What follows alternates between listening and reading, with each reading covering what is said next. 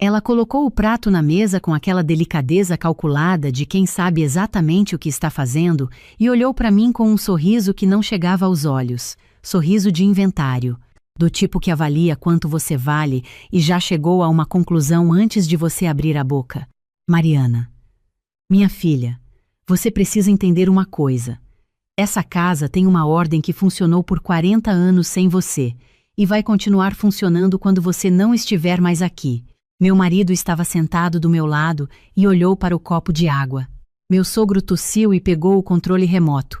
A minha cunhada fingiu que estava mexendo no celular e eu fiquei ali, com o garfo na mão, sorrindo de volta. Que bom que a senhora me disse isso, respondi, com calma, com toda a calma do mundo. Mas deixa eu voltar um pouco. Deixa eu contar como eu cheguei até aquela mesa.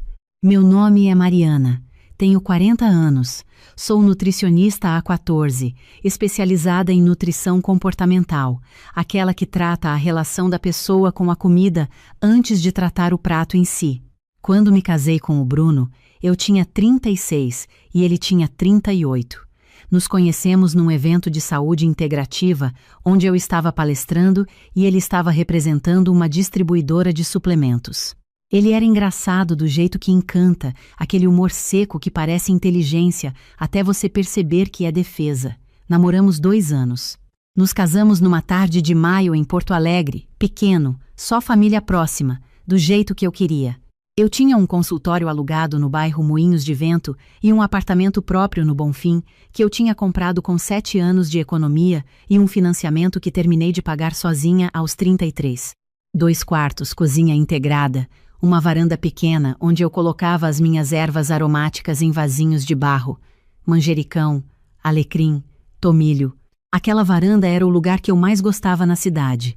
Quando o sol caía, a luz batia exatamente do jeito certo, e eu ficava lá com o meu café e os meus papéis e me sentia no lugar exato onde eu devia estar.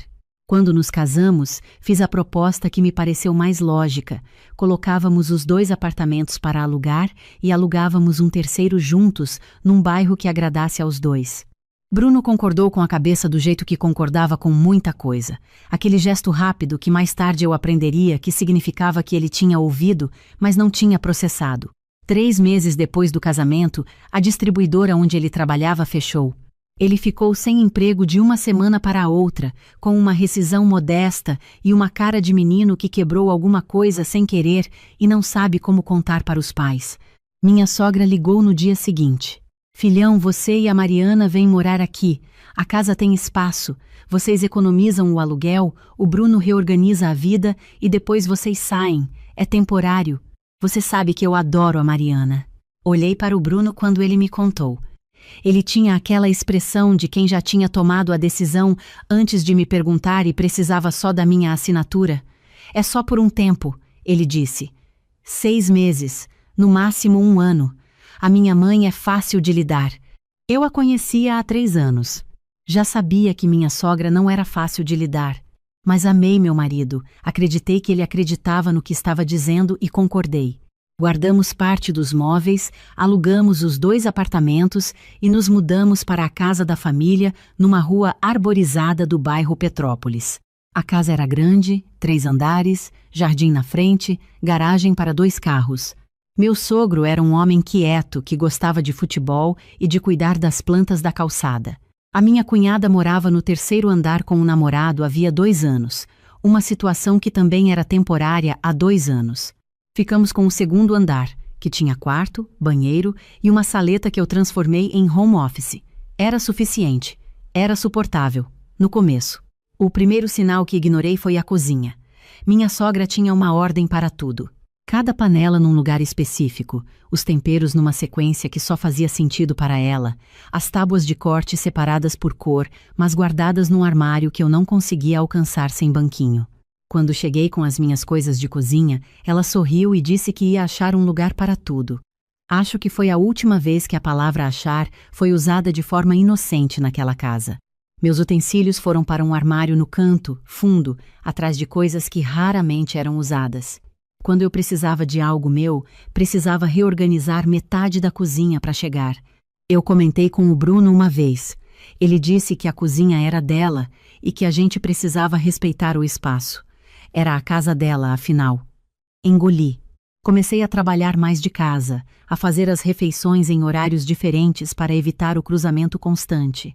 Tentei encontrar um ritmo que não incomodasse ninguém, mas a minha sogra interpretou essa tentativa de não incomodar como convite para preencher o espaço. Foram chegando os comentários. Começaram pequenos, quase gentis, daquele jeito que é difícil de nomear, mas impossível de ignorar. Você come muito peixe. Não tem cheiro demais? Dito sorrindo, passando por mim na cozinha.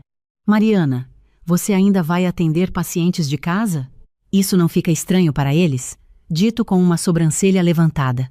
Uma vez, no domingo, na frente do sogro e do cunhado que tinha vindo almoçar, ela disse: nutricionista é aquela que fica mandando as pessoas pararem de comer bolo, né? Riu. Todo mundo riu. Bruno deu uma risadinha de canto. Eu sorri e não disse nada. Naquela noite eu disse para o Bruno que o comentário tinha me constrangido. Ele ficou olhando para o teto por um segundo e respondeu: você sabe como ela é. Ela não quis ofender. Aprendi a saber como ela era. Aprendi também que essa frase, você sabe como ela é, funcionava na família como uma senha universal que cancelava qualquer reclamação legítima.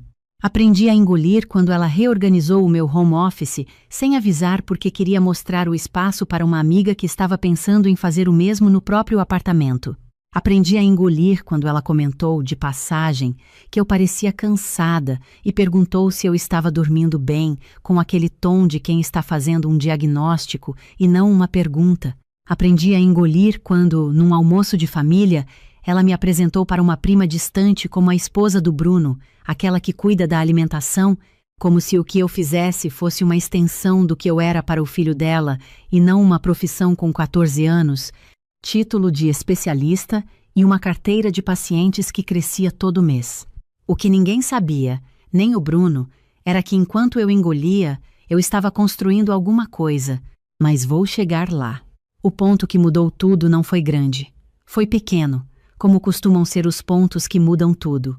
Foi uma terça-feira de manhã, cedo, quando eu desci para buscar água antes de começar a trabalhar. Minha sogra estava na cozinha com uma mulher que eu não conhecia, as duas tomando café e rindo daquele jeito de quem conversa há tempo. Ela me olhou, sorriu e disse: Mariana, essa é a Daniela, filha da minha amiga Conceição.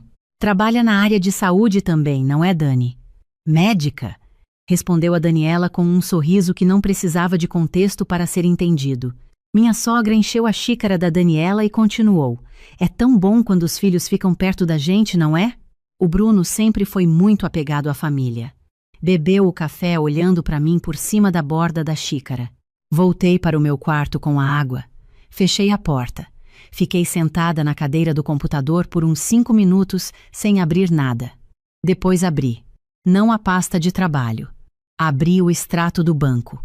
Existe uma coisa sobre mim que o Bruno sabia superficialmente, da mesma forma que ele sabia o nome da minha melhor amiga e o nome do livro que eu estava lendo, que é dizer, ele sabia sem realmente saber. Em 2019, 2 anos antes de nos casarmos, eu comecei a criar conteúdo online sobre nutrição comportamental, não como influenciadora, não com dancinhas nem com frases motivacionais. Comecei com textos longos numa plataforma pequena. Depois vieram os primeiros cursos gravados. Um sobre compulsão alimentar. Um sobre como montar uma rotina alimentar que sobrevive ao estresse. Um sobre a relação entre sono e escolhas alimentares, um tema que eu estudava há anos e que descobri que ressoava em muita gente que nunca teria acesso a um consultório particular. Nos primeiros 2 anos, era uma renda complementar, pequena mas consistente. No 3º ano, começou a crescer de um jeito que eu não tinha planejado. Uma parceria com uma plataforma educacional grande multiplicou o alcance de um dos cursos. O de compulsão alimentar chegou a 40 mil alunos em 4 meses. Comecei a contratar uma assistente, depois uma designer para os materiais, depois uma profissional de tráfego. Montei uma empresa pequena, a Nutrir de Dentro, com CNPJ no meu nome e na minha conta. O Bruno sabia que eu tinha uns cursos online. Perguntou uma vez quanto eu ganhava com isso, E quando eu comecei a explicar, ele recebeu uma mensagem do trabalho e disse: "Depois você me conta", e o depois nunca chegou. Em 2022, uma plataforma de educação em saúde baseada em São Paulo entrou em contato. Queriam adquirir a biblioteca de cursos da Nutrir de Dentro e incorporar ao catálogo deles. As negociações levaram 6 meses. Assinei o contrato em março. O valor caiu na minha conta em abril, 2 meses antes daquela terça-feira na cozinha. R. 1.180.000, 1,18. Na minha conta, no meu CNPJ, com meu CPF. Fiquei olhando para o extrato naquela manhã e pensei no sorriso da Daniela e na xícara de café e na frase "o Bruno sempre foi muito apegado à família" e senti algo se assentar dentro de mim. Não raiva, clareza. É diferente. A raiva te faz querer dizer alguma coisa. A clareza te faz saber exatamente o que fazer. Naquela semana, comecei a pesquisar imóveis. Não em Porto Alegre. Porto Alegre tinha a casa da minha sogra, tinha as ruas onde eu encontraria o Bruno quando fosse buscar alguma coisa, tinha uma memória em cada esquina que eu não queria carregar. Abri o computador depois que o Bruno dormia e fui olhando. Curitiba, Joinville, Balneário Camboriú. Fui afunilando. Eu queria uma cidade com uma cena de saúde ativa, onde eu pudesse retomar o consultório presencial um dia se quisesse. Queria ficar no sul porque o sul era meu ritmo. Queria uma varanda. Isso não era negociável. Florianópolis apareceu numa busca de quinta-feira à noite.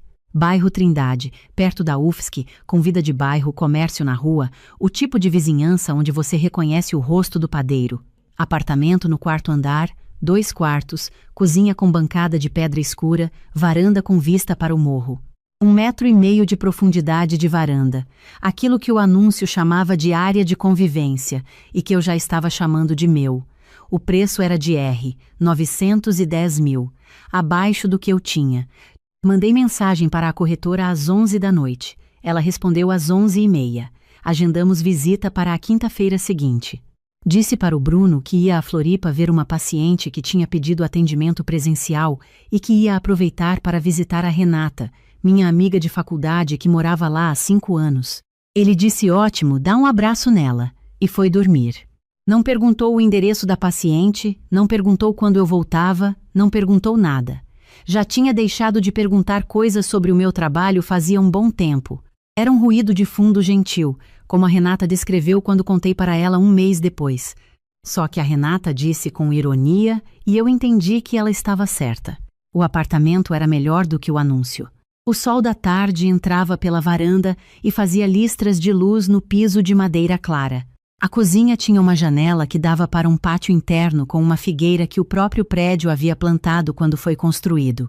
O proprietário era um casal jovem que estava se mudando para Portugal e precisava resolver tudo antes de embarcar. Quando eles querem fechar? A corretora perguntou. O mais rápido possível, eu respondi. Fechamos em 12 dias.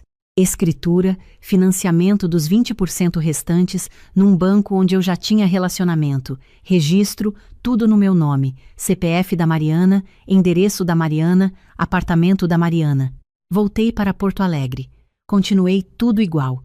Desci para o café da manhã, trabalhei no home office, atendi pacientes, jantei com a família. Quando minha sogra comentou que o quarto onde eu trabalhava seria melhor aproveitado como quarto de hóspedes, já que o Bruno e eu provavelmente não precisariam ficar muito mais tempo, concordei com a cabeça e disse que fazia sentido.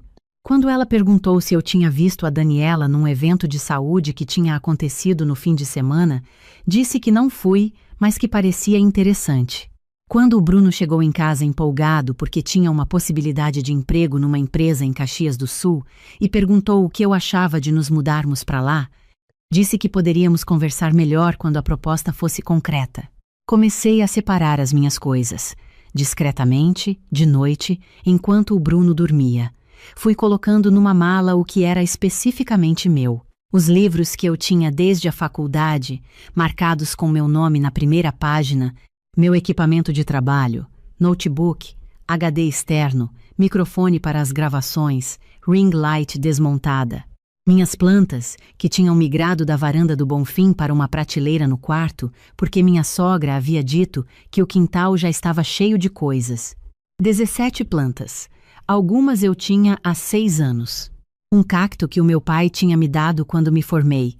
Uma costela de Adão que eu tinha resgatado de um escritório que estava fechando. Embrulhei cada uma com papel craft comprado discretamente numa papelaria perto do consultório.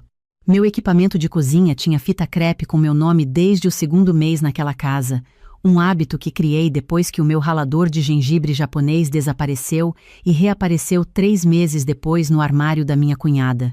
Cada tigela, cada espátula de silicone, cada forma de bolo que eu tinha trazido do apartamento do Bonfim estava marcado. Na hora de separar, não tive dúvida sobre o que era meu. O sofá do nosso quarto era meu. Tinha comprado 2 meses depois do casamento porque o que estava lá era antigo e estava cedendo no meio. Paguei no cartão, estava na fatura do meu cartão no mês de agosto daquele ano. O criado mudo da minha beira de cama era meu. Tinha comprado num brechó em Santa Teresa, numa viagem ao Rio, antes de conhecer o Bruno. A luminária de chão do home office era minha. A impressora era minha. O Bruno tinha coisas suas, claro. Suas roupas, seus livros de engenharia, a bicicleta que usava raramente, os equipamentos de som que ficavam na sala. Não toquei em nada que não fosse meu. Mas o que era meu era mais do que eu tinha percebido enquanto estava distribuído pela casa como se fosse de todo mundo. Uma semana antes de ir, liguei para uma empresa de mudança em Florianópolis que atendia também na região de Porto Alegre. Expliquei a situação de forma direta. Precisava retirar meus pertences de uma residência em Porto Alegre num período de 5 horas, em dia e horário, que os demais moradores não estariam presentes. A moça do atendimento disse que era possível. Perguntou quantas pessoas eu precisava. Quantas forem necessárias para terminar em 4 horas? Eu disse. Só por segurança. O meu sogro tinha jogo de futebol toda sexta-feira à tarde.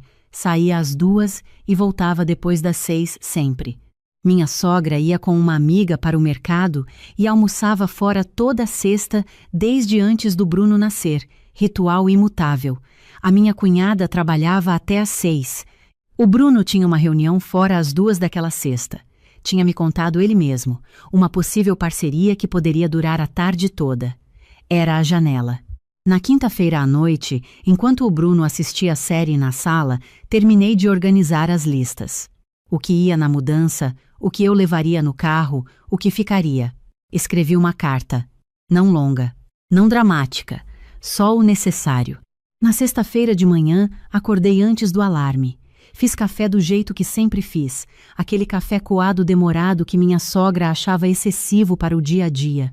Tomei na minha xícara favorita, aquela de cerâmica azul que comprei numa feira de artesanato em Gramado e que guardei separada desde a primeira semana naquela casa por algum instinto que agora fazia sentido. Coloquei a xícara na caixa quando terminei. O Bruno desceu, pegou o café, me deu um beijo na bochecha. Hoje pode demorar, dependendo de como for a reunião. Tudo bem, eu disse. Cuida-se. Ele olhou para mim um segundo mais do que o normal, mas não disse nada. Foi tomar banho, saiu às 12h30, dei uma volta pelo apartamento, fechei os olhos por um momento, abri. A equipe chegou às 2 em ponto. Eram 5 pessoas, rápidas, organizadas, profissionais do tipo que faz o trabalho sem precisar de explicação. Mostrei o que era meu, o que ficava. Eles começaram pelos livros.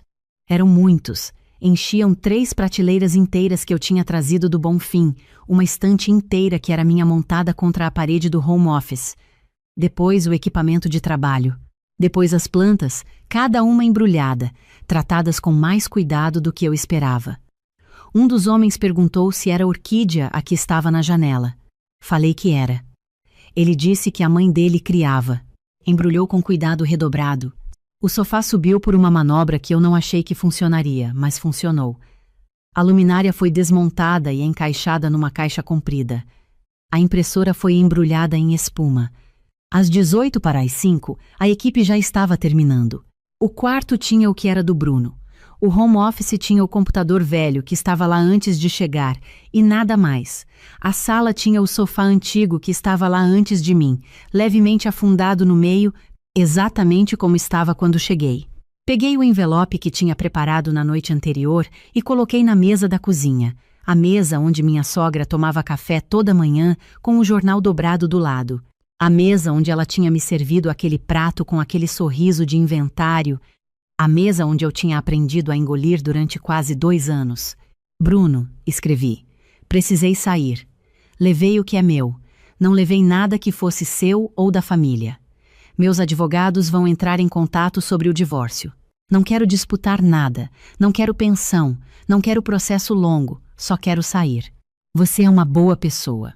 Mas boa pessoa não é suficiente quando a pessoa boa olha para o prato toda vez que você precisa que alguém olhe para você. Cuide-se. Mariana.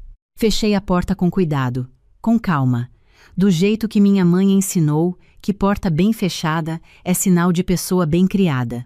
O telefone começou a tocar quando eu estava passando pela ponte do Guaíba, meu carro na frente, a mudança atrás, o sol descendo no horizonte do lado esquerdo. Era o Bruno. Deixei tocar. Ligou de novo. Mandou mensagem. Mariana, o que é isso? Onde estão suas coisas? Me liga agora, por favor. Ligou de novo. Desliguei o som. Coloquei uma playlist que não ouvia desde antes de Porto Alegre. Uma que ficava salva no celular desde a época do apartamento do Bonfim, desde antes de tudo isso. Abri a janela. O ar era frio com aquele cheiro de sul que é diferente de todo o resto do Brasil. Aquele cheiro de pinho e de chuva possível. Comecei a cantarolar sem perceber. Às 9 da noite, quando entrei no estacionamento do meu novo prédio em Florianópolis, a mudança já estava lá. O encarregado me cumprimentou. Perguntou por onde a senhora quer começar. Pelas plantas, eu disse. Sempre pelas plantas. O apartamento cheirava a tinta nova e madeira aquecida. A figueira do pátio estava visível pela janela da cozinha, as folhas grandes e quietas no escuro. Fiquei parada na entrada por 1 minuto. 2 quartos, varanda, meu, pago com dinheiro que eu tinha construído, sem herança, sem ajuda, sem favores de ninguém. Nos dias seguintes, o Bruno mandou mensagens. Primeiro confuso, depois com raiva, depois tentando ser razoável, depois com aquela mistura de culpa e orgulho ferido que eu já tinha aprendido a reconhecer. Uma mensagem dizia: eu sei que errei. Me diz o que você precisa que eu faça diferente. Fiquei olhando para aquela mensagem por um tempo. Diferente do quê, exatamente? Diferente de ter ficado quieto cada vez que sua mãe me chamou de aquela que cuida da alimentação? Diferente de ter nunca perguntado quanto eu ganhava com o trabalho que tratava como passatempo? Diferente de ter apresentado como solução a ideia de morarmos com a sua família sem ter me dado espaço real para discordar? Diferente de ter olhado para o copo de água naquela noite no jantar enquanto sua mãe fazia um inventário de mim na minha frente? Não respondi. Passei o número para os meus advogados. Divórcio sem disputas, sem audiências, sem nada que precisasse que eu e o Bruno ficássemos numa mesma sala por mais de 20 minutos. Não tinha muita coisa adquirida juntos que valesse a briga. Ele ficou com a parte dele. Eu fiquei com a minha. Levou 4 meses. Demorou menos do que eu esperava. A minha sogra tentou me ligar uma vez. Atendi, não sei bem porquê. Talvez porque eu queria ter aquela conversa de um jeito ou de outro. A voz dela estava controlada com o esforço de quem está controlando. Você podia ter conversado. Podia ter dado uma chance para resolver. Tem coisas que não se fazem assim, sem aviso, sem explicação. Eu ouvi tudo. Depois disse com cuidado. A senhora me disse que essa casa tinha uma ordem que funcionava antes de mim e que ia continuar funcionando quando eu não estivesse mais. Então funcionou, né? Ela ficou quieta por 1 segundo. Você está sendo injusta, ela disse. Pode ser, respondi. Mas estou sendo injusta no meu apartamento, na minha varanda, com as minhas plantas. Obrigada por tudo, disse. Cuide-se. Desliguei. Bloqueei o número na sequência. Bloqueei o número da minha cunhada. Bloqueei uma tia do Bruno que eu sabia que ia ligar porque essa tia ligava para tudo. Troquei de número 2 semanas depois. Refiz o consultório online com mais foco. Com a aquisição da plataforma, eu tinha saído do acordo com uma cláusula de não competição de 18 meses para cursos gravados na mesma área, mas nada impedia consultas, mentorias, grupos fechados. Montei um programa mensal para mulheres em processos de transição de vida, o tipo de programa que cuida da alimentação, mas que sabe que a alimentação nunca é só sobre comida. Encheu em 3 dias. Abri uma segunda turma. Encheu também. Reformei a cozinha. Escolhi uma cor que chamam de verde salva, aquele verde cinzento que muda dependendo da luz, que de manhã parece frio e de tarde fica quente. Uma cor que eu tinha no caderno de ideias de apartamento desde os meus 20 e poucos anos e nunca tinha usado porque sempre tinha alguém para consultar, para negociar, para convencer. Dessa vez, não tinha. Escolhi a cor, marquei o pintor, esperei secar e gostei tanto que fiquei na cozinha por 1 hora só sentada na bancada tomando chá e olhando para a parede. Coloquei os quadros tortos. Não intencionalmente tortos, mas do jeito que ficam quando você os pendura sozinha sem nível, 1 centímetro para um lado ou para o outro, e decide que está bom assim. Comprei um abajur enorme para o canto da sala, daqueles de palha trançada que fazem uma luz dourada à noite, e decidi que era o móvel mais bonito que eu já tinha tido. Trouxe o cacto do meu pai para um lugar de destaque na varanda. A costela de Adão foi para perto da janela da cozinha, onde cresce mais rápido do que eu esperava. Voltei a caminhar de manhã cedo, coisa que eu não fazia desde antes de Porto Alegre porque o ritmo daquela casa nunca combinava com o meu. Em Florianópolis, saio às 6h30 pela Trindade.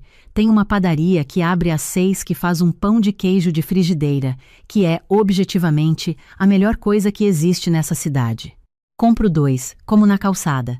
Vejo os universitários que moram perto da UFSC começando o dia, e me sinto no lugar certo pela primeira vez em muito tempo. Encontrei o Bruno uma vez, por acaso, num sábado que eu tinha ido a Porto Alegre para um evento de nutrição. Estava numa livraria do bairro Moinhos de Vento, procurando um livro que a Renata tinha recomendado. Ele estava na seção de negócios, de costas, com uma mulher ao lado que eu não conhecia, olhando para a prateleira. Se virou quando estava chegando no caixa e nossos olhos se encontraram por 1 segundo. Ele ficou sem cor.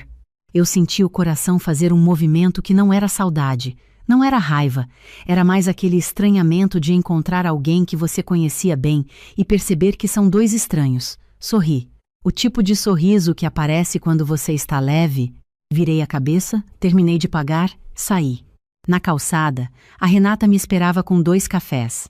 Você encontrou ele ali dentro, ela disse, não perguntando. Encontrei. E? Nada. Sorri e saí. Ela ficou me olhando por 1 segundo e deu uma risada. Você ficou bem mesmo, disse ela. Fiquei, respondi. Às vezes pessoas me perguntam se eu acho que deveria ter tentado mais, se deveria ter confrontado mais diretamente, se deveria ter dado mais uma chance, mais uma conversa, mais um espaço para as coisas mudarem. Ouço a pergunta com atenção porque é uma pergunta honesta, feita por pessoas que vivem situações parecidas e precisam saber se vale a pena ficar. Respondi a cada uma delas e vou responder de novo. Eu tentei conversar, várias vezes, em noites deitada na cama, com voz calma, sem acusação, com o esforço genuíno de quem quer resolver e não vencer. Cada vez que eu disse que algo tinha me magoado, recebi uma variação de você precisa entender como ela é. Cada vez que eu esperei que meu marido me defendesse, ele olhou para o copo de água. Cada vez que eu levantei um limite, fui chamada de difícil. Cada vez que pedi para ser tratada como parte da família, fui tratada como hóspede educada. Não exagerei, só aprendi mais tarde do que devia que você não conserta uma casa que não é sua reorganizando o armário. Conserta quando você vai embora e leva as suas coisas. A minha sogra me chamou de hóspede achando que era um golpe. Não era, era uma permissão. Hóspede vai embora quando decide ir. Hóspede fecha a mala e agradece pela estada. Hóspede não tem obrigação de permanecer onde não é bem-vinda. O que ela não contou na conta é que eu ia levar o que era meu quando fosse e que eu tinha muito mais do que ela calculou. Tem uma coisa que aprendi nesses 2 anos que eu não aprendi em nenhum livro de nutrição, em nenhuma pós-graduação, em nenhuma supervisão clínica. Aprendi que existe uma diferença entre suportar e construir. Eu suportei naquela casa porque estava construindo fora dela. Cada mês que eu engolia um comentário, cada noite que eu fechava a porta do home office e abria o notebook, cada curso gravado, cada aluna atendida, cada investimento feito em silêncio era um tijolo num lugar que a minha sogra nunca ia pisar, porque ela nunca ia saber que existia até o dia em que não precisasse mais existir em segredo. Hoje acordo toda manhã na minha cama, com a cortina aberta porque eu gosto e porque não tem ninguém para reclamar que entra a luz cedo demais. Tomo o café no ritmo que quero. Trabalho os horários que fazem sentido para o meu corpo, que é de manhã cedo e fim de tarde, com uma pausa longa no meio do dia para caminhar ou só ficar na varanda, sem fazer nada de produtivo. Recebo as minhas alunas com mais presença do que tinha há 2 anos. Cobro o que o meu trabalho vale e não peço desculpa por isso. Uso parte do que sobrou do dinheiro da plataforma para investir em negócios pequenos de mulheres que conheço ou que encontro pelo trabalho. Uma nutricionista recém-formada em Pelotas que tinha um projeto de atendimento para mulheres em vulnerabilidade alimentar e só precisava de capital inicial para montar a estrutura online. Uma terapeuta em Natal que tinha um programa excelente, mas não sabia como colocar no digital. Uma padeira em Curitiba que fazia pão de fermentação natural e vendia pelo Instagram, mas não sabia que tinha uma empresa entre as mãos. O tipo de trabalho que o mundo trata como passatempo até precisar chamar de profissão. A figueira do pátio está maior do que quando eu cheguei. Reparo nela toda manhã pela janela da cozinha enquanto faço o café. O cacto do meu pai está com uma palha nova do lado. A costela de Adão chegou na varanda, depois que cresceu demais para a janela. Às vezes sento ali no fim da tarde, com o chá, com o sol baixo fazendo aquela luz laranja que Florianópolis tem de um jeito que nenhuma cidade tem. E fico pensando no quanto a gente aceita antes de entender que aceitar não é o mesmo que sobreviver. Fica, aguenta, adapta, aprende como ela é. Não leva para o lado pessoal. Você está sendo sensível demais. São frases que parecem conselhos, mas são paredes. São paredes que a gente começa a construir em volta de si mesma, achando que está se protegendo, mas que vão ficando mais espessas até que a pessoa que você era antes do casamento, antes da casa, antes de todos aqueles jantares de domingo, precisaria de uma planta baixa para se achar. O que eu carrego de tudo isso não é mágoa.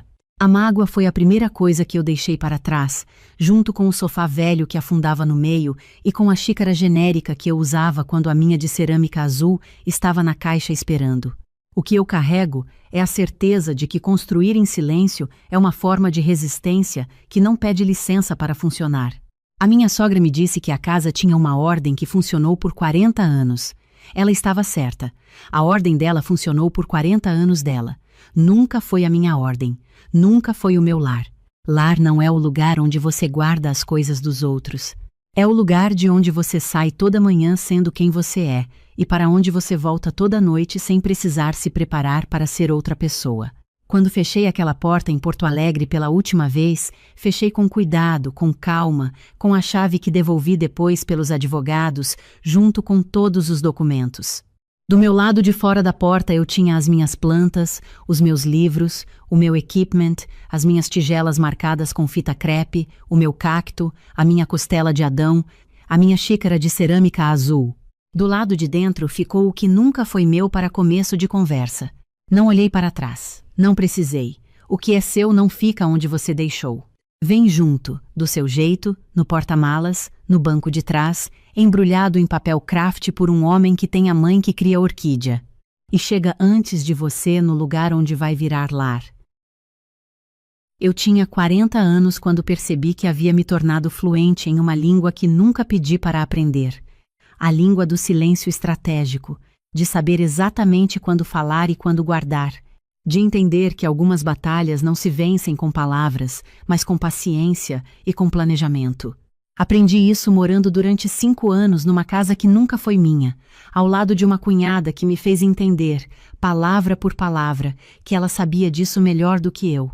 Mas essa história não começa com ela.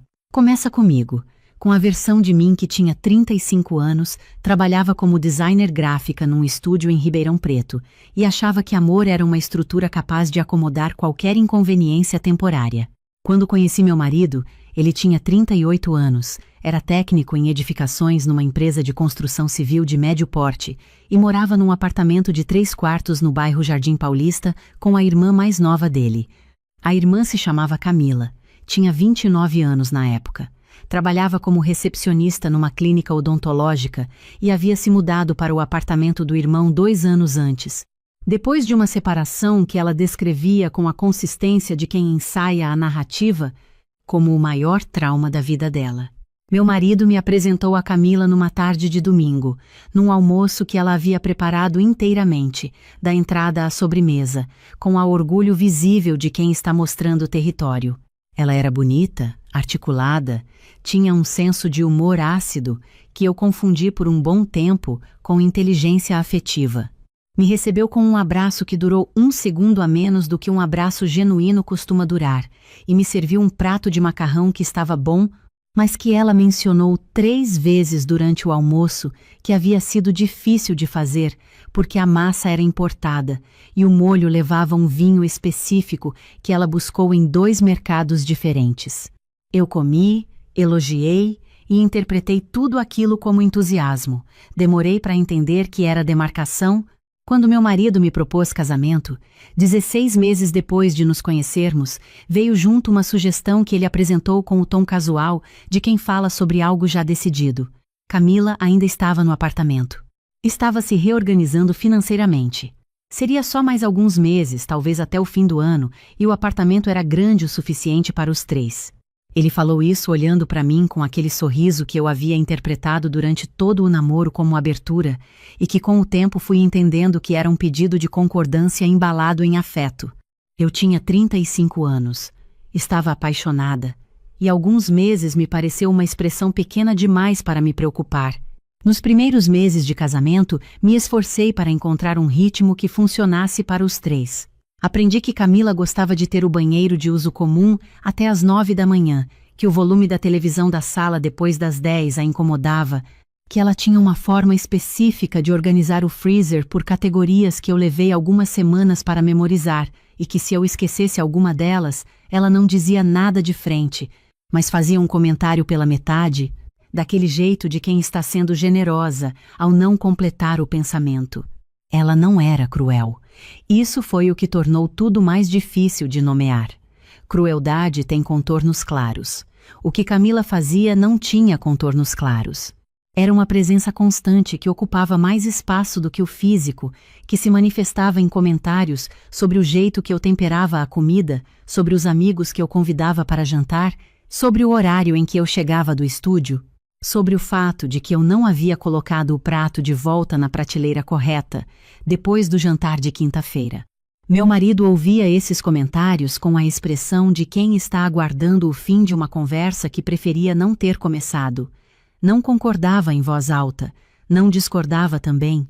Havia desenvolvido, ao longo de décadas convivendo com a irmã, uma habilidade refinada de estar presente sem tomar partido, que ele provavelmente chamava de paciência, e que eu fui entendendo aos poucos que era uma forma sofisticada de não escolher.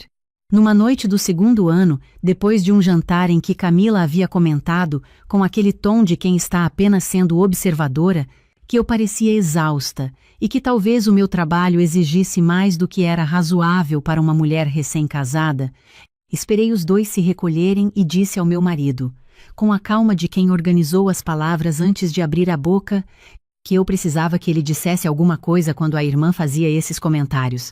Não uma briga. Só um limite. Uma frase. Ele ficou quieto por um momento. Depois disse que eu estava lendo errado a situação, que Camila era assim com todo mundo, que não havia intenção má por trás das palavras dela. Eu disse, quando acontece dentro do espaço onde eu durmo, intenção deixa de ser o ponto. Ele não respondeu. Apagou a luz da cabeceira. Aquela noite ficou guardada dentro de mim não como mágoa, mas como dado, como uma informação precisa sobre a estrutura daquele lugar. No 3º ano, aconteceu algo que parecia pequeno na hora e foi crescendo de significado com o tempo. Eu havia trazido, quando me mudei, uma caixa de papelão com coisas de valor sentimental da casa da minha mãe. Minha mãe havia falecido quando eu tinha 28 anos, de um infarto que não deu aviso, numa quarta-feira de manhã, enquanto ela estava fazendo café. Ela era professora de artes numa escola municipal, pintava aquarelas nos fins de semana com a seriedade de quem trata o lazer como vocação e havia me deixado, além de tudo o mais, uma pasta de cartolina cor de vinho cheia de esboços a lápis que ela fazia quando era jovem. Desenhos de mãos, de janelas, de árvores, de rostos que eu não reconhecia, mas que ela havia preservado durante décadas, com o cuidado de quem sabe que algumas coisas não têm substituto. Eu havia colocado a pasta em cima do armário do quarto, num canto que não atrapalhava nada. Ficou ali por meses sem que ninguém comentasse. Então, numa tarde de sábado, entrei no quarto e a pasta não estava mais no lugar. Procurei no armário, embaixo da cama, na prateleira do closet. Fui até a sala onde Camila assistia televisão e perguntei com uma calma que me custou algum esforço. Ela disse que havia reorganizado o quarto enquanto eu estava no estúdio, porque meu marido havia pedido que ela ajudasse a arrumar o apartamento antes da visita dos colegas dele no sábado à noite.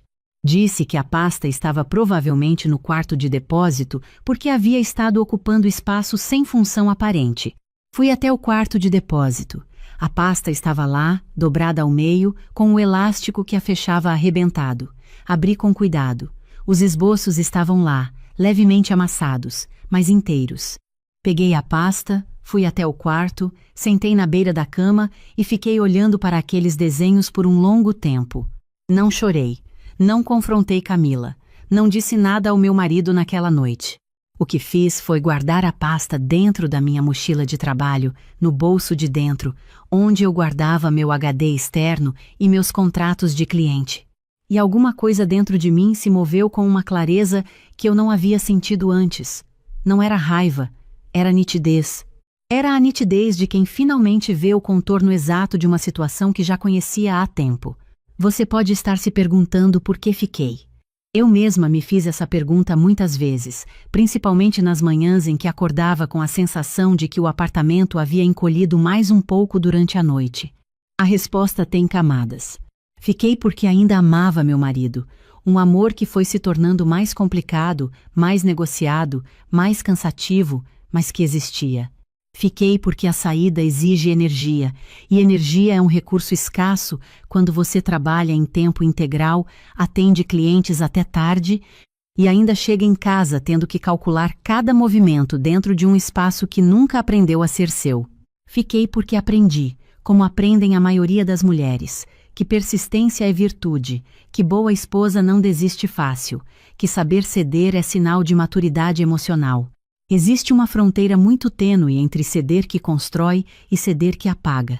Eu atravessei essa fronteira devagar demais para notar o momento exato da travessia. Mas fiquei também, e isso eu precisei admitir para mim mesma com uma honestidade que doeu, porque eu ainda não havia terminado de construir a saída. E construir saída em silêncio exige tempo. No quarto ano, comecei a poupar com uma intenção diferente da que tinha antes. Sempre guardei dinheiro. Sou filha de mulher que trabalhou a vida inteira como professora e que me ensinou desde cedo que reserva financeira não é luxo, é autonomia. Mas até então eu poupava de forma difusa, sem endereço específico. A partir daquele ano, cada real guardado passou a ter destino. Meu salário havia crescido. Havia expandido minha carteira de clientes no estúdio, assumido 2 contratos maiores de identidade visual para empresas do setor agrícola, e meu nome havia começado a circular no mercado regional como referência em design de marca. Meu marido sabia que eu poupava, mas não perguntava o quanto porque nunca imaginou que o quanto fosse o que era. Ele assumia que eu guardava o suficiente para a emergência, para uma viagem eventual, para o futuro genérico que os casais mencionam sem data específica. Nunca imaginou o que estava sendo construído, mês a mês, com a disciplina de quem aprendeu desde cedo que ninguém vai construir por você o que você não construir por si mesma. Abri uma conta numa fintech que meu marido não conhecia, não por desonestidade, mas por proteção. Porque eu havia entendido, ao longo de 4 anos dentro daquela casa, que a privacidade tem uma função que vai além do segredo. É sobre ter um espaço que não está sujeito à avaliação de mais ninguém. No 5º ano, Camila fez algo que foi o ponto de inflexão. Não porque foi o pior dos eventos daqueles anos, porque provavelmente não foi. Foi porque aconteceu no momento em que eu já havia acumulado clareza suficiente para deixar de interpretar e começar a concluir. Eu havia sido convidada para apresentar um trabalho num evento de design em São Paulo, uma conferência pequena, mas respeitada no setor, e havia me preparado durante semanas para a apresentação. Tinha impresso o portfólio, revisado os slides, separado a roupa com antecedência. Na noite antes da viagem, enquanto eu organizava a mochila na sala, Camila passou, olhou para a mesa coberta de materiais e disse, com aquela voz de quem não está fazendo comentário, está apenas pensando em voz alta, que era interessante como eu me dedicava tanto ao trabalho, mas que às vezes parecia que o estúdio era mais importante do que tudo o mais. Meu marido estava na cozinha, não disse nada. Eu continuei organizando a mochila. Mas aquela frase ficou, não pela crueldade, que não era de crueldade que se tratava. Ficou porque era a versão mais limpa de uma mensagem que eu havia recebido de formas diferentes durante 5 anos inteiros. A mensagem de que o que eu construía fora daquelas paredes era uma forma de negligência. De que ambição em mulher casada precisa de justificativa. Fui para São Paulo no dia seguinte, fiz a apresentação, foi bem. Sentei num café depois do evento com um cafezinho e minha pasta de esboços da minha mãe que eu havia levado na mochila, como fazia em todas as viagens de trabalho desde o incidente do quarto de depósito. Abri na primeira página, olhei para os desenhos dela por um longo tempo, e então comecei a pesquisar o mercado imobiliário de Ribeirão Preto no celular, com a atenção analítica de quem já tomou uma decisão, mas ainda está fazendo a conta confirmar o que a intuição já sabe. Nos meses seguintes, a pesquisa virou rotina. Abri planilhas que guardava numa conta de nuvem que só eu acessava. Entendi os bairros, os valores por metro quadrado, os empreendimentos com boa liquidez caso eu quisesse alugar no futuro. Contei para minha irmã mais velha, que mora em Franca e que é a única pessoa com quem tenho o tipo de conversa que não precisa de introdução. Ela ouviu tudo sem interromper. Quando terminei, disse: "Você devia ter feito isso antes, mas agora é agora." Ela me indicou uma advogada especializada em direito de família que havia atendido uma amiga comum. Marquei a consulta para um horário de almoço, sem mencionar para ninguém. A advogada tinha aquela precisão de quem não desperdiça palavras. Me explicou o que era meu de forma exclusiva, o que havia sido construído dentro do casamento e como estava documentado, o que eu precisaria organizar antes de qualquer decisão. Me perguntou se eu havia guardado comprovantes das minhas contribuições financeiras ao longo dos anos. Abri o aplicativo do banco e mostrei. 5 anos de transferências mensais, todas documentadas, todas com o meu CPF de origem. Ela olhou para a tela, depois para mim e disse: "Você está em uma posição melhor do que imagina." Continuei. O apartamento apareceu numa busca de sábado à tarde, em que eu estava quase fechando o aplicativo de imóveis, pela exaustão de tanto olhar sem encontrar. Eram 2 quartos num edifício de médio padrão no bairro Jardim Califórnia, um bairro tranquilo com boa infraestrutura, a 15 minutos do estúdio de carro. Andar intermediário, varanda com orientação nascente, um quarto menor que eu imediatamente imaginei como estúdio próprio, com uma bancada de trabalho e luz natural pela manhã. O corretor foi objetivo e rápido. Me mostrou os cômodos com eficiência, me deu os números sem rodeios, respondeu às perguntas que eu tinha preparado de antemão. Fiz as contas enquanto ele ainda falava. Com a entrada que eu havia acumulado e o financiamento que eu conseguiria aprovar no meu CPF, a parcela ficava dentro do que eu poderia pagar com conforto, com margem. Precisei de 10 dias para assinar. Não porque estava insegura sobre o apartamento. Estava processando o peso do que a decisão representava para tudo o mais. Para o casamento, para a relação, para a versão de mim que ainda achava que as coisas poderiam se ajustar sem que eu precisasse sair completamente. Mas clareza não chega sempre como revelação dramática. Às vezes chega como acúmulo, como o ponto em que a balança inclina de uma vez depois de ter recebido peso gradual por muito tempo. Assinei numa manhã de quinta-feira antes do trabalho. Saí do cartório, fui até o carro, liguei o motor e fiquei no estacionamento por alguns minutos sem sair. Não estava chorando. Estava sentindo algo que levei um tempo para identificar com precisão. Era solidez. A sensação física e concreta de ter construído um ponto fixo que não dependia de mais ninguém para continuar existindo. Voltei para o estúdio. Atendi clientes, revisei layouts, respondi briefings. Naquela noite jantamos os 3 como sempre. Camila falou sobre uma colega do trabalho que havia se mudado para um apartamento novo e que estava tendo problemas com o condomínio. Meu marido concordou que condomínio dá trabalho. Eu disse que estava passando. Fui dormir com os documentos do apartamento dentro da pasta de trabalho em cima da cadeira do quarto. Nos dias seguintes, planejei a mudança com o mesmo método que aplico a qualquer projeto de identidade visual. Primeiro, um inventário completo. Depois, uma ordem lógica de execução. Depois, os prazos. Comecei pelos documentos: certidão de nascimento, diploma, registro profissional no Ministério, contratos de cliente, declaração de imposto de renda dos últimos 5 anos. Depois, os itens de valor sentimental. A pasta de esboços da minha mãe, que já estava na mochila havia meses. Um box de cartas que minha irmã havia me escrito ao longo de toda a vida adulta. Um relógio de pulso que havia sido do meu pai. Uma fita cassete de uma banda que eu e minha mãe ouvíamos juntas quando eu era criança e que eu havia guardado por razões que nunca consegui explicar racionalmente.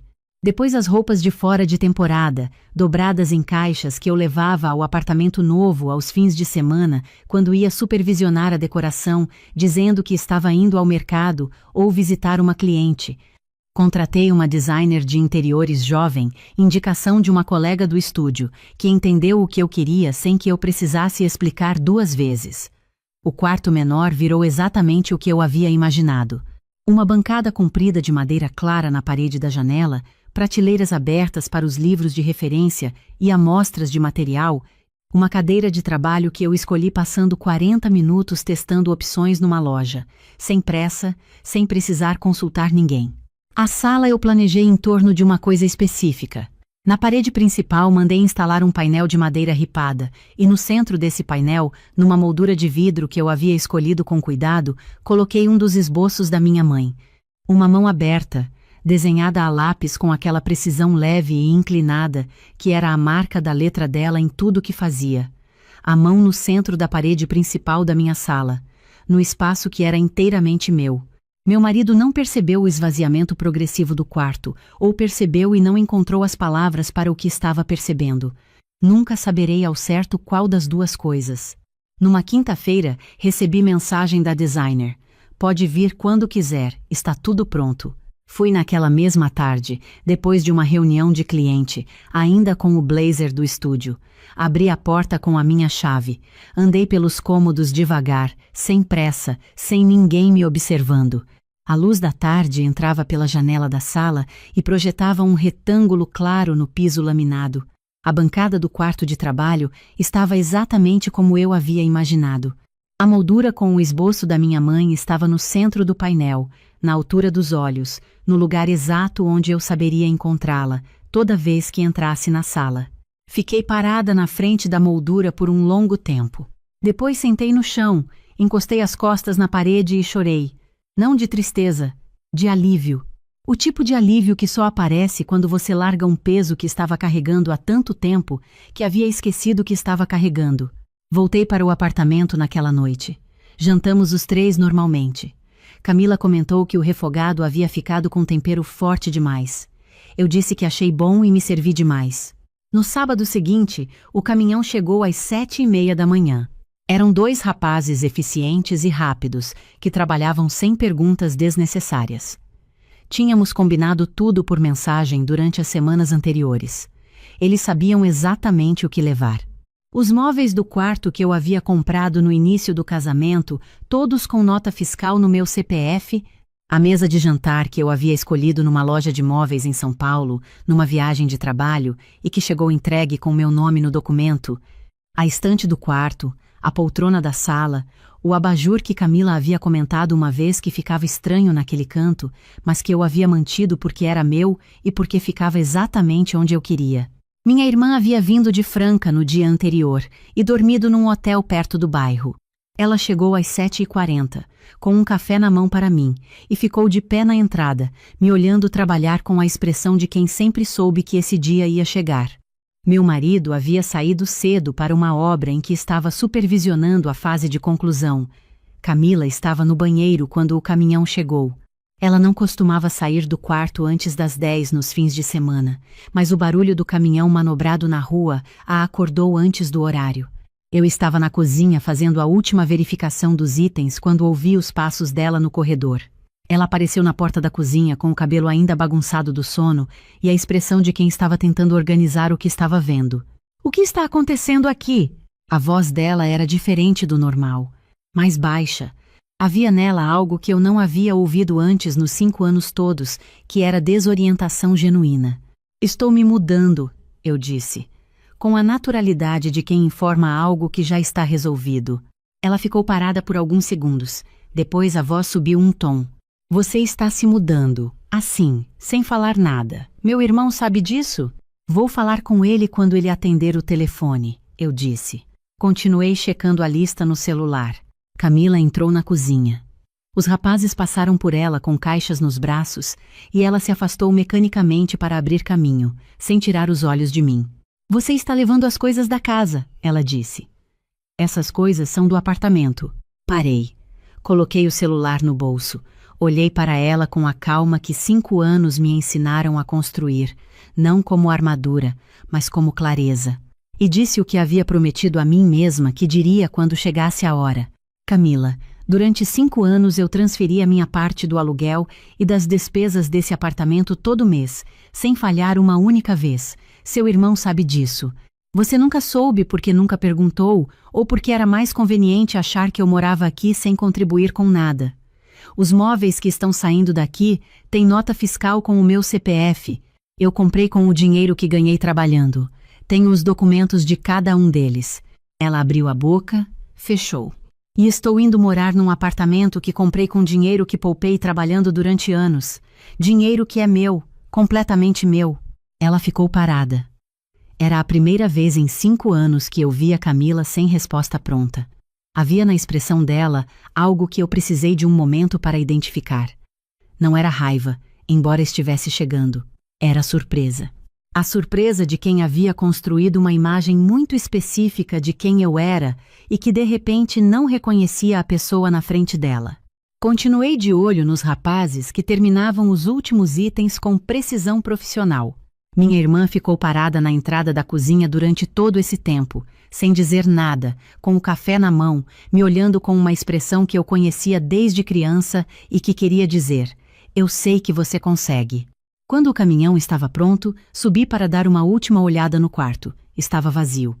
A cabeceira da cama era do apartamento. Ficou. A luminária do teto que estava quando cheguei, ficou. Na parede, onde a estante havia ficado por 5 anos, havia uma faixa de tinta menos desbotada, o contorno exato do espaço que eu havia ocupado, um retângulo claro num fundo mais escuro, o negativo preciso da minha presença. Desci. Peguei a minha bolsa e o casaco do gancho da entrada. Passei pela sala. Camila estava sentada no sofá com o telefone na mão, provavelmente ligando para o irmão. Não disse mais nada para ela. Cheguei à porta. Parei. Virei uma última vez.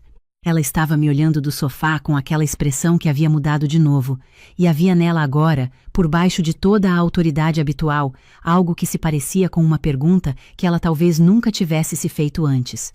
Sobre o que havia acontecido naqueles 5 anos. Sobre o que ela havia deixado de ver porque era mais fácil não ver. Não disse nada. Abri a porta, fechei com cuidado e entrei no meu carro. Meu marido ligou quando eu já estava na estrada seguindo o caminhão.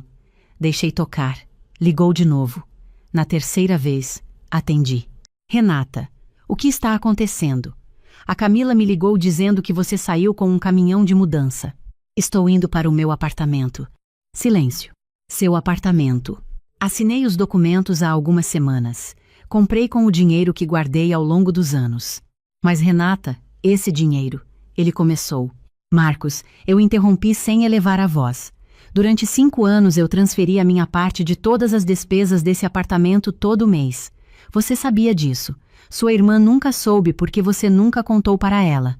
Isso significa que para ela eu era alguém que morava ali sem contribuir com nada. Para você, eu era alguém que pagava, mas não tinha voz sobre quase nada. O dinheiro que sobrou depois das minhas contribuições era meu, sempre foi meu. Eu o usei para construir o único lugar onde vou ser tratada como adulta. Silêncio mais longo. E o casamento? A voz dele estava mais baixa. Você vai precisar de um advogado. Eu já tenho o meu. Desliguei. Minha irmã, que estava no banco de passageiro, não disse nada por alguns minutos. Depois colocou a mão no meu braço por um segundo. Só isso. Chegamos ao apartamento às 10 da manhã. Os rapazes descarregaram com o mesmo cuidado e eficiência de antes. Fui indicando os cômodos com uma precisão que me surpreendeu, como se eu tivesse ensaiado aquela disposição durante meses na cabeça, o que era verdade. Cada coisa no lugar onde eu havia decidido que ficaria, sem negociação, sem precisar explicar a lógica para mais ninguém. Quando todos foram embora e a porta fechou pela última vez, fui até a sala. O esboço da minha mãe estava no painel, no centro, na altura dos olhos, exatamente onde eu havia colocado na semana anterior. A mão aberta, desenhada a lápis, com aquela linha leve e precisa, que era a maneira dela de dizer que tinha prestado atenção no mundo. Passei o dedo na borda da moldura. Minha irmã entrou na sala atrás de mim, ficou do meu lado e olhou para a moldura por um tempo. Ela ficaria feliz, minha irmã disse. Ficaria, eu disse. Sentamos no chão da sala nova, encostadas na parede que ainda cheirava a tinta fresca, e ficamos ali por um tempo que não medi, falando sobre a nossa mãe, sobre o apartamento dela em Franca, sobre as receitas que nunca aprendemos direito, sobre o relógio do meu pai, que eu havia colocado em cima da bancada do quarto de trabalho. A tarde foi entrando pela janela aos poucos. O apartamento foi ficando cheio de luz. Meu marido mandou mensagem pedindo para conversar pessoalmente. Nos encontramos 2 semanas depois, num café que nenhum dos dois frequentava. Ele veio com a expressão de quem dormiu pouco e pensou muito, o que provavelmente era verdade. Disse que havia entendido coisas que não havia entendido antes, que sabia que havia ficado em silêncio quando não deveria, que queria tentar de novo, de outro jeito, num espaço que fosse só nosso. Eu ouvi até o fim. Depois disse: Marcos, você teve 5 anos para escolher diferente. Não numa briga grande, não numa crise. Em cada detalhe pequeno. Em cada vez que sua irmã fez um comentário e você ficou quieto. Em cada vez que você calculou o que causaria menos tensão antes de calcular o que seria justo para mim, você escolheu o caminho de menor atrito todas as vezes. E o caminho de menor atrito para você era o de maior custo para mim. Não estou com raiva, mas não tenho mais disposição para investir energia esperando por uma versão de você que talvez exija que ele próprio decida aparecer. Ele baixou a cabeça. Não argumentou.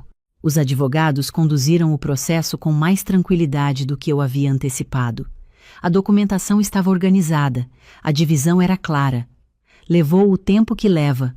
Camila me mandou uma mensagem algumas semanas depois. Era longa. Dizia que eu havia agido de forma covarde, que havia planejado tudo pelas costas, que a maneira como saí havia humilhado ela e o irmão, que eu havia destruído a família com uma saída calculada e fria. Li até o final com atenção. Não respondi naquele dia. Não respondi naquela semana. Depois de algum tempo, entendi que não havia resposta minha que fosse servir a nada útil, enquanto a outra pessoa ainda não havia começado o trabalho interno de entender o que havia gerado aquela saída. A mensagem deixava claro que esse trabalho ainda não havia começado. O que ficou daqueles 5 anos não é amargura. A amargura é pesada demais, e eu aprendi a ser muito cuidadosa com o que decido carregar. O que ficou é uma compreensão que chegou com atraso, mas que chegou inteira.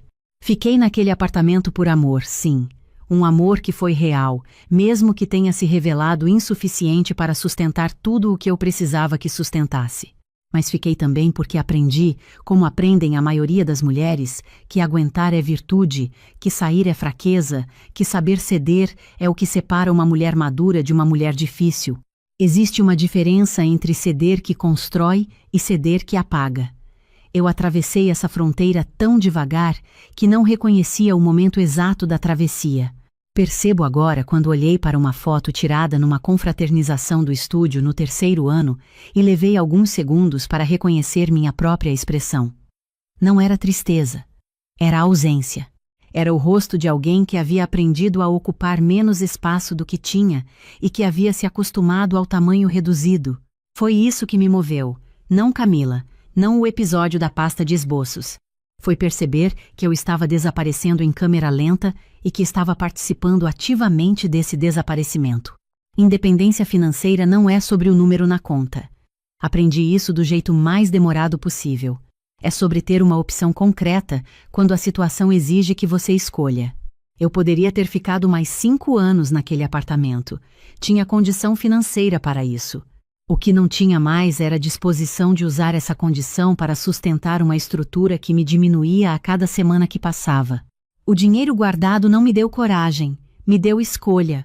E quando você tem escolha, a coragem aparece junto, porque não está mais sozinha. Hoje, quando chego do estúdio à noite e abro a porta do meu apartamento, existe um momento específico entre o interruptor da entrada acender e a luz da sala se revelar inteiramente que ainda me para. É breve. Dura menos de 1 segundo. Mas está lá, toda noite, a sensação de que esse espaço é meu de uma forma que não é só legal, embora também seja. É meu no sentido de que cada decisão aqui foi tomada por mim, sem aprovação necessária, sem calcular o impacto em ninguém, sem medir se o que eu estava fazendo estava dentro do que era permitido. Ontem à noite abri a pasta de esboços da minha mãe e fiquei folheando cada página devagar, como faço às vezes nos fins de semana, com um café do lado. Cheguei num que eu não havia prestado atenção antes. Num esboço de uma janela vista de dentro, com a luz entrando de fora em linhas paralelas. Simples, preciso, feito com o tipo de atenção que a minha mãe dava a tudo que achava que merecia ser visto com cuidado. Levantei, fui até a janela da sala, aquela que olha para a rua com as árvores grandes, e fiquei parada ali por um tempo, olhando a luz da tarde entrando do jeito que entra. A resposta mais poderosa para quem passa 5 anos dizendo com gestos e silêncios que você não pertence a lugar nenhum, não é a discussão que você não vence. É a construção paciente e metódica de um lugar que é inteiramente seu. Com o endereço próprio, com chave que só você tem, com uma moldura na parede principal e uma pasta de esboços na bancada de trabalho e uma frase que você escreveu para si mesma numa noite difícil do 2º ano, colada na porta da geladeira nova, que você escolheu você mesma, no tamanho que você quis. Essa frase eu não repito aqui porque é minha, mas sei o que ela diz. E sei que naquela noite, quando a escrevi, ela soou como uma promessa que eu ainda não sabia como cumprir. Hoje ela soa como confirmação.